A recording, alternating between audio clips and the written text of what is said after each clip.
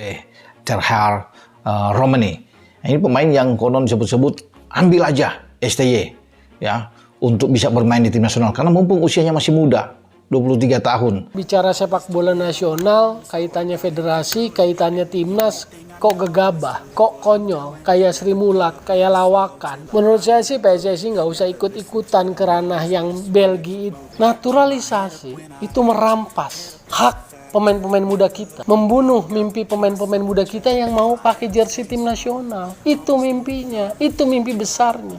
Sebuah pernyataan yang sangat menarik dari pengamat sepak bola dunia, Bung Towel, yang mengatakan bahwa gara-gara kehadiran Coach Sintayong ini, mungkin dia tidak pernah mengikuti perkembangan sepak bola di eranya Coach Sintayong.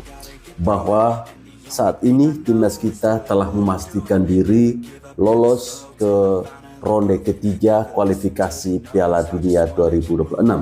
Ini tentunya berkat tangan dingin dari Coach Sintayong dan juga kehadiran para pemain-pemain keturunan, ya.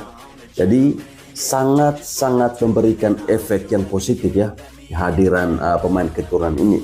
Kita tidak mempersoalkan mereka ini asalnya dari mana ya. Hanya di Indonesia segelintir orang, yaitu Towel, kemudian Fahri Husaini yang merasa terganggu. Ya, sampai kapan kalau kita berharap dengan pemain lokal? Kita tidak menganggap bahwa pemain lokal itu tidak baik. Tetapi untuk bersaing di level yang lebih tinggi, bersaing di Piala Dunia, bersaing di Piala Asia, kita butuh sosok yang namanya para pemain-pemain yang bermain di Eropa, yaitu pemain-pemain keturunan yang mempunyai darah Indonesia. Kita tidak peduli, intinya mereka itu membela merah putih, ya.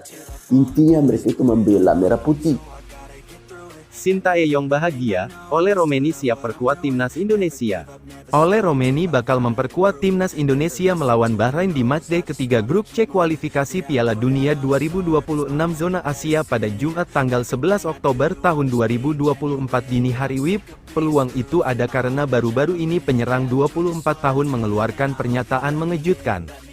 Medio 2 pekan lalu, Ole Romeni ditanya warga negara Indonesia, WNI, yang ada di Belanda kelar menyaksikan laga FC Utrecht vs Venezia FC. Kelar pertandingan, Ole Romeni diajak untuk gabung timnas Indonesia oleh sang WNI. Ada banyak hal yang harus dipertimbangkan dulu buat saya, tapi sudah ke arah yang bagus, kata Ole Romeni menanggapi ajakan gabung timnas Indonesia. Oke Zone mengutip dari channel YouTube Bung Harpa. Sang WNI juga menyampaikan informasi lanjutan. Ia memprediksi Ole Romeni segera gabung timnas Indonesia, alias tinggal menunggu momen bersalaman dengan Ketua Umum PSSI, Erick Thohir. Jika benar Ole Romeni gabung timnas Indonesia, skuad Garuda sangat diuntungkan. Ex penyerang FC Emmen ini dinilai merupakan solusi atas masalah di lini depan timnas Indonesia. Ole Romeni dikenal sebagai penyerang jempolan yang memiliki kecepatan dan efektif dalam memanfaatkan peluang.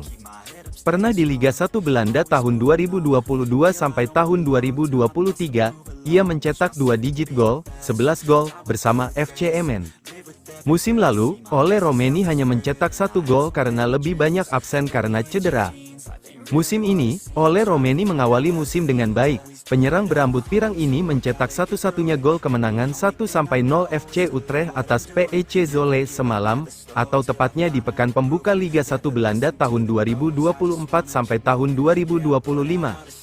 Berhubung belum ada tanda-tanda Ole Romeni menjalani proses naturalisasi, dirinya dipastikan absen saat timnas Indonesia mengawali 2 laga grup C kualifikasi Piala Dunia 2026 zona Asia kontra Arab Saudi tanggal 6 September tahun 2024 dan Australia. Namun, untuk laga melawan Bahrain, potensi Ole Romeni gabung timnas Indonesia sangat besar.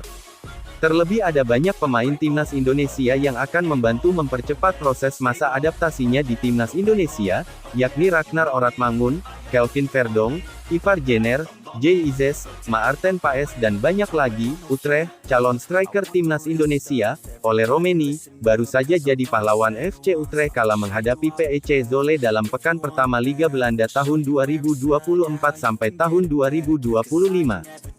Mendapati timnya hanya menang 1-0, Ole Romeni pun membongkar penyebab FC Utrecht sulit cetak gol di babak kedua. Menurut Ole Romeni, FC Utrecht kesulitan cetak gol khususnya di babak kedua karena cuaca yang panas. Pemain keturunan Indonesia itu bahkan mengakui laga melawan PEC Zwolle merupakan pertandingan terpanas yang dimainkan selama kariernya.